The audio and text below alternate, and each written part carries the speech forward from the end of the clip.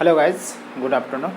चलिए अब स्टार्ट करते हैं। सेल साइकिल के लिए आपको बताया हुए थे कुछ कमेंट सेक्शन में कुछ लिख के भेजने के लिए कि भेजना क्या है, आपको करना है कि regulations of cell cycle.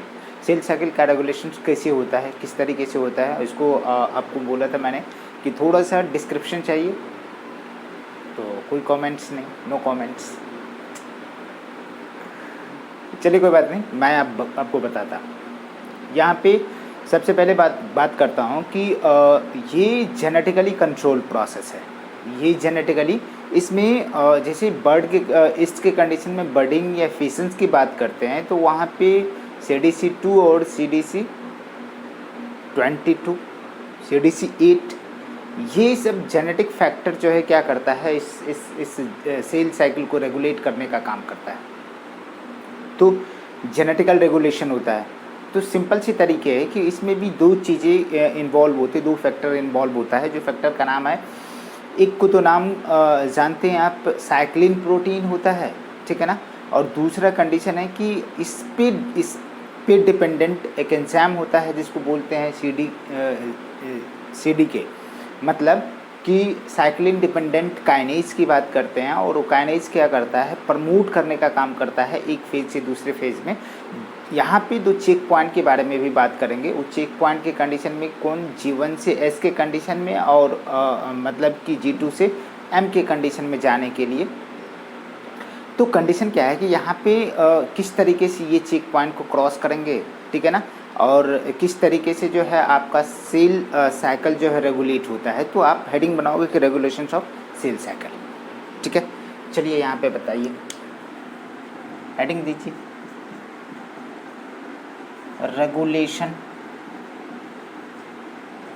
Of cell cycle. Cell cycle regulation कर सकते हैं, ठीक है ना। ये कंडीशन क्या है कि इसके लिए एक पॉइंट तो जरूर लिखोगे कि it is a genetically controlled process. It is genetically controlled process. ये जेनेटिकली कंट्रोल्ड होता है, कंट्रोल्ड प्रोसेस। अब इसमें दो फैक्टर इन्वॉल्व टू फैक्टर्स, और दोनों के दोनों फैक्टर कौन है उसके बारे में बात करेंगे। एक तो कंडीशन है कि हमने बात किया कि साइक्लिन है, बेटा क्या है, साइक्लिन है।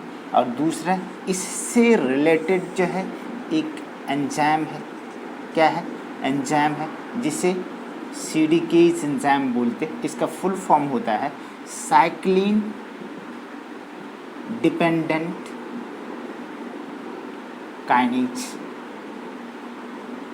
काइनेजेस बोल सकते हो, ठीक है। साइक्लिन डिपेंडेंट काइनेजेस के बारे में बात करेंगे। यहाँ पे साइक्लिन भी जो है, कंडीशन क्या है कि साइक्लिन, दो साइक्लिन है।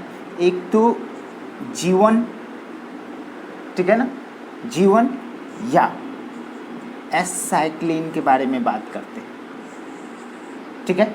बनते कहीं और है, टूटते कहीं और है, इसीलिए ऐसा ऑब्लिक करके, ऑप्शन करके, या करके देना पड़ा, और करके देना पड़ा।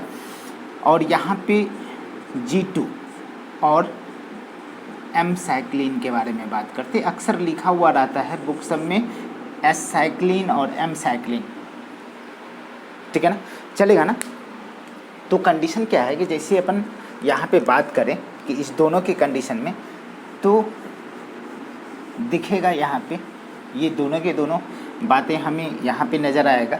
और M साइक्लिन या G साइक्लिन के कंडीशन में जैसे ही बात करेंगे, M साइक्लिन के कंडीशन में, ये दोनों के दोनों कंडीशन क्या है कि आपका दोनों मतलब कि आगे की तरफ फॉरवर्ड, क्या होगा, दिख रहा है ना, चलेगा, रिफ्लेक्शन नहीं आनी चाहिए।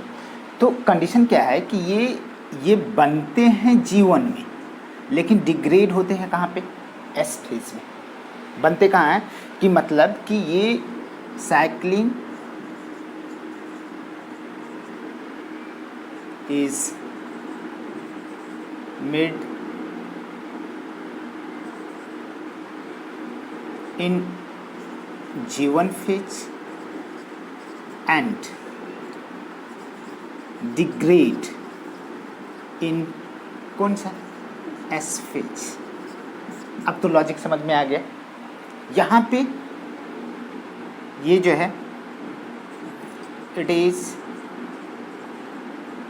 मेड इन, ठीक है ना, G2 फेज, बट डिग्रेड मतलब टूटना, डिग्रेड इन M फेज, ठीक है। यहाँ पे ये जो है क्या होता है कि जिस तरीके से ये दोनों मतलब कि ये प्रोटीन जो है कंबाइन करती है CDK से, तो साइक्लिन डिपेंडेंट काइनेज से, तो वहाँ पे क्या होता है कि डीफॉस्फोराइलेशन होता है। मतलब कि किसका डीफॉस्फोराइलेशन होता है, तो ATP का डीफॉस्फोराइलेशन होता है। और जैसे आपको पता है कि जो फॉस्फेट बॉन्ड होती है बहुत ही एनर्जेटिक बॉन्ड होता है, बहुत एनर्जी होता है। और उसमें क्या होता है बेटा, मतलब कि जैसे ही डीफॉस्फोराइलेशन होता है वो फॉस्फेट बॉन्ड ब्रेक होते हैं, लार्ज अमाउंट में एनर्जी रिलीज होती है। तो यहाँ पे ये दोनों के दोनों ये सारे के सारे चीज़ जो है क्या करते हैं कि ये दो चेक पॉइंट को क्रॉस करवाने में मदद करते हैं। इट हेल्प्स इन, ठीक है ना, passes of two check point. और दोनों के दोनों चेक पॉइंट कहाँ पे है, G1 से S को जाएंगे, ठीक है ना, और G2 से M को जाएंगे। ये दोनों के दोनों चेक पॉइंट को क्रॉस करवाता है। एक और चेक पॉइंट है जिसको कंडीशन में क्या बोलते हैं, मेटाफेजिक चेक पॉइंट। अब इसका लॉजिक क्या है, ये तीनों चेक पॉइंट किस तरह से, हमने कहा कि वहाँ पे काइनेज का काम ही है कि क्या काम है कि ये एंजाइम जो है हेल्प करते हैं किसमें, डीफॉस्फोराइलेशन में। तो एक लाइन तो और लिख सकते हैं कि kinase helps in, CDK helps in dephosphorylation of ATP to produces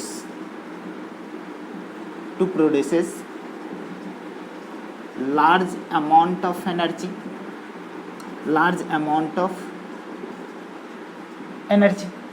यहाँ पे किस तरीके से आप कहते हो कि जैसे ATP हमारे पास, यहाँ पे हमने काइनेजेस दिए और ये क्या किए, ADP प्लस जो है एनर्जी में, और ये एनर्जी इसमें मदद की, ठीक है। तो चलो मैं क्या करता हूँ कि इसमें साइकिल बना के दिखाता हूँ कि किस तरीके से आपका एक फेज दूसरे फेज की तरफ फॉरवर्डेड होते हैं, मतलब कि एक फेज से दूसरे फेज में किस तरह से कन्वे होके जाता है। चलो वापस आओ, आप एक साइकिल बनाओ, थोड़ा सा पाई चार्ट, ठीक है ना, उसमें दिखाना है दोनों चेक पॉइंट को और इससे रिलेटेड कहाँ पे डिग्रेडेशन होती है आपकी, ठीक है। ये मेन पॉइंट तो हम लोगों ने लिख लिया। चलिए यहाँ पे हमने क्या किया बेटा, आपका एक साइकिल ड्रॉ किया, दिखता ना, रिफ्लेक्शन तो नहीं आती है। चलिए कोई बात नहीं, रिज्यूम करते हैं। यहाँ पे जैसे अपन बात करें तो बड़ी सी एक फेज हो जाएगी आपका G1 फेज, ठीक है। और यहाँ पे बात करें तो S फेज, और एक जो है G2 फेज, और ये क्या है M फेज। तो कंडीशन क्या है कि यहाँ पे हमें क्रॉस करना है, एक तो G1 से यहाँ पे एक चेक पॉइंट बनेगा और दूसरी चेक पॉइंट यहाँ पे बनेगी और तीसरी चेक पॉइंट बीच में बनेगा, जो मेटाफेज के कंडीशन में यहाँ पे। अमूमन दो चेक पॉइंट के बारे में बात करते हैं। यहाँ माइटोटिक स्पिंडल जो है अटैच्ड होते हैं ऑल द क्रोमोजोम से, तो उस जगह पे भी रिक्वायरमेंट है, यदि अटैच्ड है तो जाकर के पास आउट होंगे। तो यहाँ पे जैसे ही बात करते हैं इसके कंडीशन में, तो आपका यहाँ क्या होता है बेटा, इस जगह पे हमें एक प्रोटीन की आवश्यकता होगी। ये हमारा जो है एक प्रोटीन है, साइक्लिन प्रोटीन है, और दूसरे जो है हमारे पास एंजाइम है।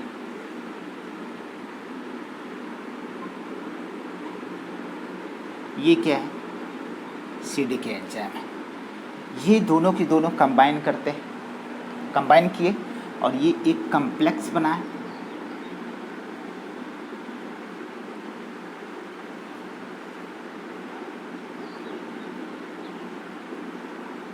एक कम्प्लेक्स बना है,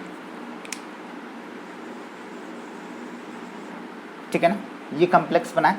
तो इस कंडीशन में ये कम्प्लेक्स जो है, ये CDK और ये है काइनेज। CDK काइनेज कम्प्लेक्स हो गया, CDK काइनेज कॉम्प्लेक्स हुआ, और ये कॉम्प्लेक्स होते हैं DNA। दिखता कि नहीं, दिख रहा है ना, DNA promoting, DNA replications promoting factor, DNA replication promoting factor. और ये काम करेंगे यहाँ पे, मतलब कि एनर्जी ये इस जगह पे क्या होगा, तो काइनेज क्या कर रहा है कि इसमें ATP को ब्रेक कर रहा है, ADP प्लस एनर्जी, ये एनर्जी इसको धक्का देने में काम करता है। आ गया। अब दूसरा कंडीशन क्या है कि ये जो चेक पॉइंट है बाबू, यहाँ पे जो चेक पॉइंट है,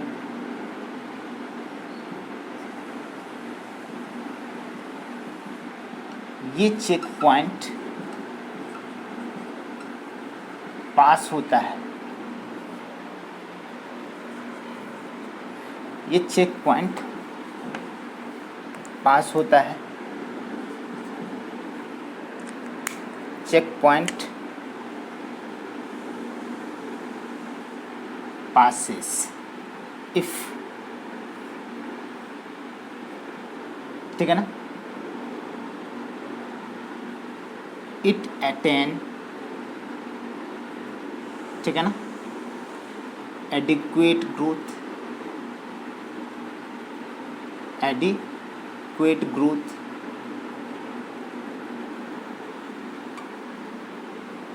सही, मतलब कि क्या किया कि उसने ग्रोथ कर लिया, यहाँ पे जो है उसकी ग्रोथ सही तरीके से हो गया तो करेगा। दिख रहा है, ठीक है। यहाँ पे इट अटेन एडिक्वेट ग्रोथ, मतलब कि सेल साइज के बारे में बात कर जा रहा है, सेल साइज के बारे में बात कर रहा है, ठीक है ना। दूसरी कंडीशन है कि इसमें सफिशेंट अमाउंट में अवेलेबल होती हैं न्यूट्रिएंट्स, sufficient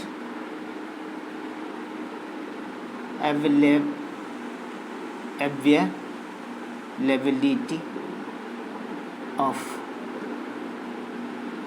nutrition। और क्या बात है यहाँ पे, जैसे बात करेंगे, ठीक है ना, और जितने भी ग्रोथ प्रमोटिंग फैक्टर होती है वो भी प्रेजेंट होता है। And all growth promoting factors are present here, ठीक है। यहाँ से जैसे धक्का लगी तो भैया क्या हो जाएगा कि साइक्लिन आगे की तरफ बढ़ जाएगा, ठीक है।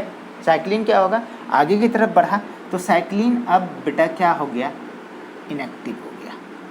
जैसे ही काइनेज CDK जो है, CDK क्या हो गया, इनएक्टिव हो गया।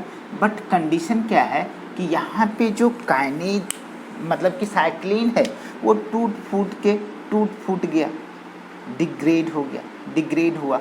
ये क्या हो गया, साइक्लिन आपका क्या हो गया बेटा, डिग्रेड हो गया, और ये क्या हो गया, इनएक्टिव हो गया।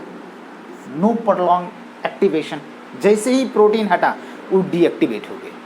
अब जो है बेटा क्या होगा कि यहाँ पे जैसे ही बात करेंगे तो यहाँ पे भी क्या होगा कि एक फैक्टर बन रहे हैं, मतलब कि यहाँ पे तो है, आगे की तरफ जाएंगे काइनेज सीडीके, और सीडीके जैसे ही आगे गए तो एक स्पेशल टाइप के स्ट्रक्चर को बनाएंगे, ठीक है।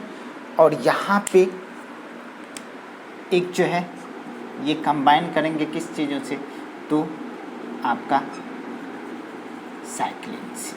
मतलब कि ये कौन सा साइक्लिन है, साइक्लिन समझ में आ रहा है ना, G2 साइक्लिन है, ठीक है ना, या M साइक्लिन बोल सकते हो आप, ठीक है ना।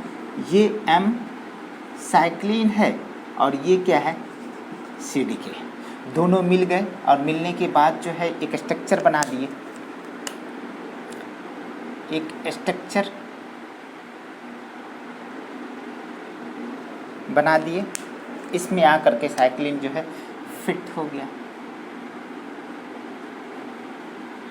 फिट हुआ CDK और M साइक्लिन, ये क्या बन गया, कॉम्प्लेक्स बन गया। और कॉम्प्लेक्स क्या होगा, आगे की तरफ बढ़ेगा तो इसको धक्का लगाएगा। यहाँ पे भी ATP क्या हो रहा है, टूट रहा है, किसमें, ADP अब प्लस एनर्जी, ये एनर्जी इसमें काम आ गए, धक्का लगाए। जैसे ही आगे बढ़े तो इसका ये जो है टूट फूट गया, मतलब कि M साइक्लिन टूट फूट गया और टूटने फूटने के बाद जो है आपका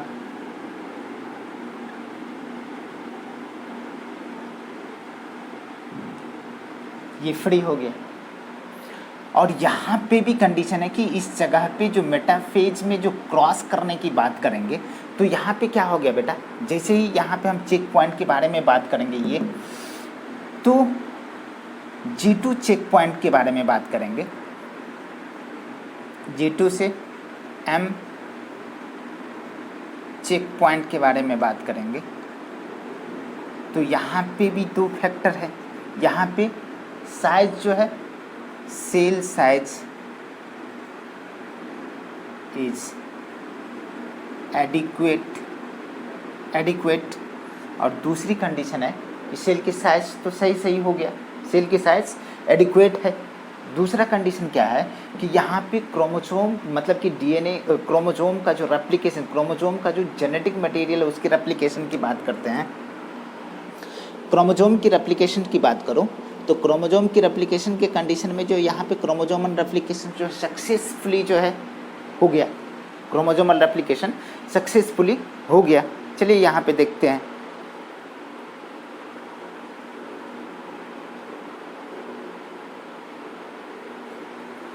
ठीक है ना, chromosomal replication is successfully completed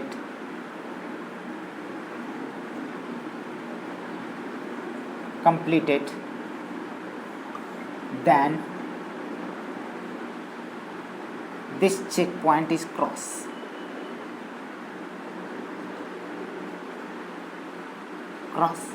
कर जाएगा। यहाँ पे ये मेटाफेजिक चेक पॉइंट के बारे में बात करेंगे बेटा, तो यहाँ पे आपका एक फैक्टर जो ऑल द क्रोमोसोम जो है माइटोटिक स्पिंडल से अटैच्ड है, तब मतलब कि this check point is pass.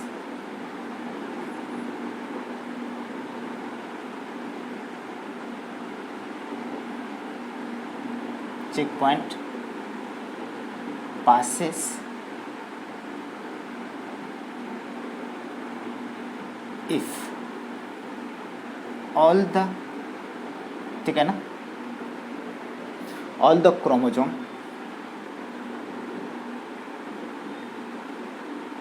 attached with, ठीक है ना, all the chromosome attached with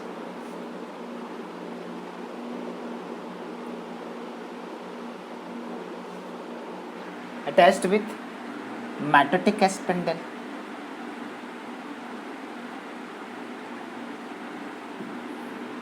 ठीक है, कुछ तो समझ में आया।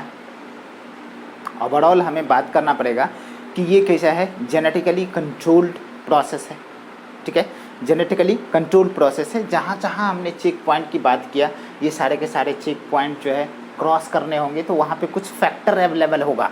उसमें से सबसे इम्पॉर्टेंट है अपना साइक्लिन और CDK। तो साइक्लिन तो जहाँ जहाँ बना वो तो एक टाइप से क्या है, cyclin is a protein, but CDK is enzyme, ठीक है ना। उस CDK का काम होता है उस प्रोटीन को क्या करना, मॉडिफाई करना, उसमें जो मतलब कि ATP बन रहे हैं उस ATP को तोड़ करके क्या करना कि मतलब कि ADP प्लस एनर्जी या उस एनर्जी का यूटिलाइज करता है चेक पॉइंट को क्रॉस करने में। इतना बात समझ में आ रहा है। अब चलिए यहाँ पे जैसे ही अपन बात करेंगे, ये चेक पॉइंट बिल्कुल दिमाग में रखिएगा, दिख रहा है ना, दिखा, ठीक है। चलिए स्टार्ट करते हैं। अपना जो है M फेज के बारे में बात करेंगे। किसका, M फेज दिखता ना। चलिए, रियल डिवाइडिंग फेज, ठीक है, रियल डिवाइडिंग फेज बोलते हैं इसको। M फेज बोले तो रियली जो है डिवाइडिंग फेज है। इसके कंडीशन में जैसे ही अपन बात करेंगे तो सिंपली, ठीक है ना, यहाँ पे देखेंगे कि किस तरीके से डिवाइड करता है और M फेज की कंडीशन में क्या क्या होते हैं। दो कंडीशन में कंप्लीट होते हैं M फेज, साइटोकाइनेसिस और karyokinesis. First cytokinesis then karyokinesis. अब कैरियोकाइनेसिस की भी कंडीशन है कि जनरली अपन बात करते हैं कि ये M फेज जो डिवाइडिंग फेज होती है, there are 3 types of cell division. Simple तरीके से माइटोसिस, माइटोसिस और मेयोसिस या मायोसिस आप बोलते। तो ये जो है यहाँ पे ये तीनों के तीनों कैटेगरी के कंडीशन में अपन बात करेंगे। माइटोसिस क्या होता है, माइटोसिस क्या होता है, मेयोसिस क्या होता है, ठीक है ना। तो स्टार्ट करिए, क्या M फेज के बारे में कुछ लिखिए। दिखता M फेज, ठीक है। चलिए M फेज के बारे में पढ़ते हैं, ठीक है।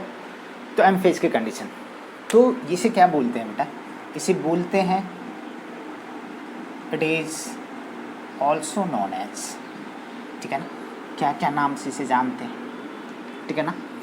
रियल में इसे बोलते हैं डिवाइडिंग फेज,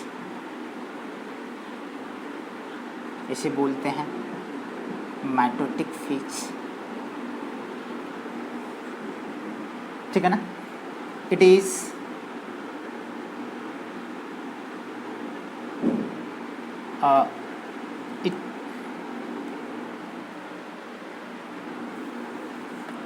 ठीक है, इट इंक्लूड्स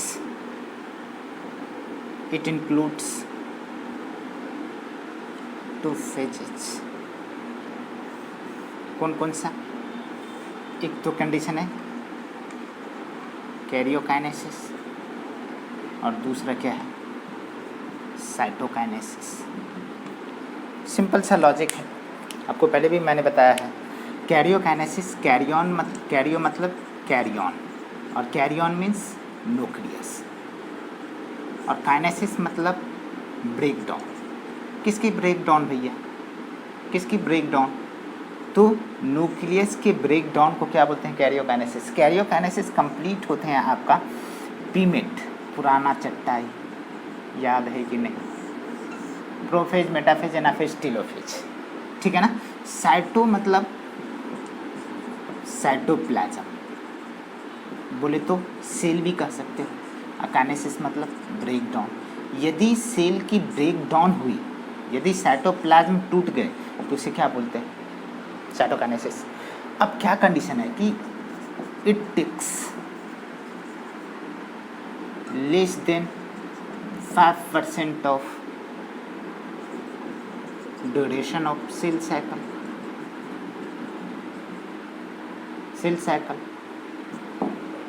लेस देन 5%। अब यहाँ पे जैसे ही बात करेंगे अपना कि सिंपल तरीके से बात करें तो कह सकते हैं there are three major types of the cell division. ऐसे बहुत सारे बात कर देंगे, 3 major types of cell division. लेकिन इसमें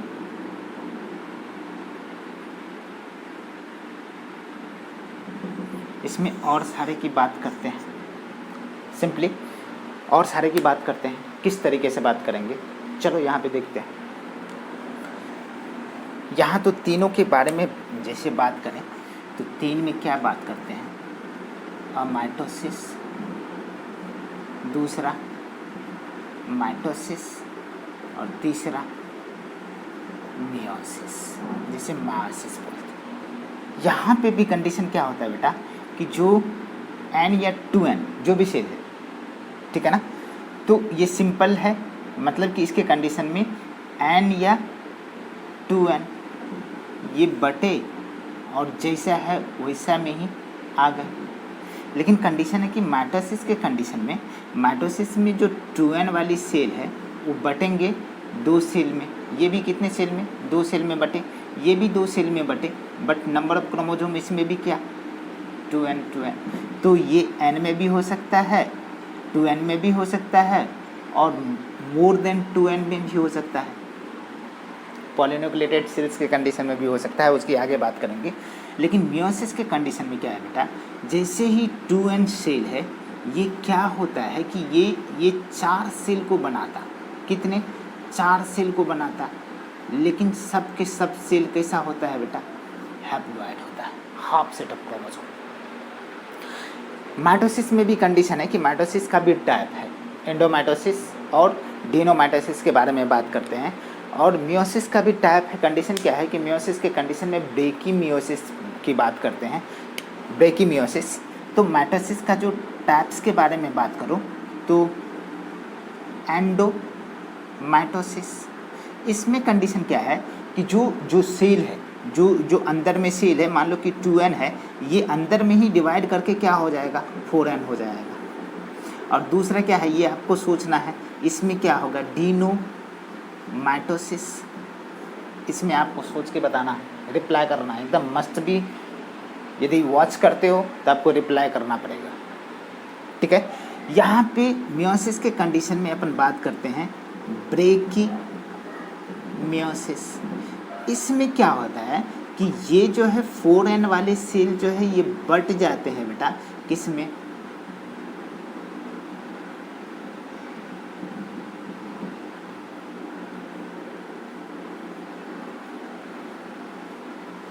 इसमें हो सकता है माइटोसिस हो सकता है मियोसिस हो, रिडक्शन डिवीजन हो, क्या क्या हो सकता है, ये आपकी बातें हैं। एक मैंने पीछे लगता है कि एक पॉइंट को मैंने छोड़ा है, उस पॉइंट को आप रिपीट कर सकते हो। MPF, माइटोटिक प्रमोटिंग फैक्टर के बारे में बात करते हैं। जैसे क्या होता है कि एमसाइक्लिन प्लस जो है काइनेज, ठीक है ना, आकर के कंबाइन करेंगे तो बनाएंगे क्या, माइटोटिक प्रमोटिंग फैक्टर को बनाएंगे। तो ये इम्पॉर्टेंट। दूसरी कंडीशन है कि हमने बोला था माइटोजेन। माइटोजेन क्या है, एक केमिकल है, क्या है, एक केमिकल है जो, ठीक है ना, सेल को G0 स्टेज से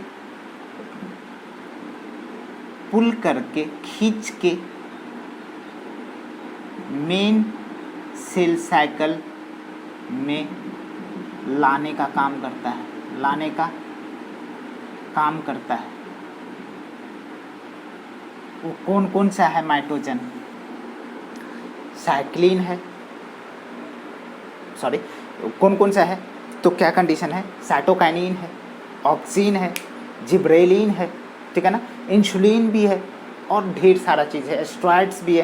तो ये सारे के सारे ये माइटोजन क्या क्या है इसके कंडीशन में, तो हमने कहा क्या, साइटोकाइनिन है, इंसुलिन है, जिब्रेलिक एसिड है, ऑक्सीन है, ठीक है ना, ऑक्सीन है, एस्टेरॉइड्स है, बहुत सारा चीज़ है, ये सब माइटोजन है। अब आपसे एक चीज़ बात करेंगे एंटीफेज के बारे में आपसे। तो आपको बताना है कि व्हाट डू मीन बाय एंटीफेज और रिप्लाई करना है। तो दो आपको होमवर्क दिया गया है, आप उसको कंप्लीट करके, ठीक है, बाय।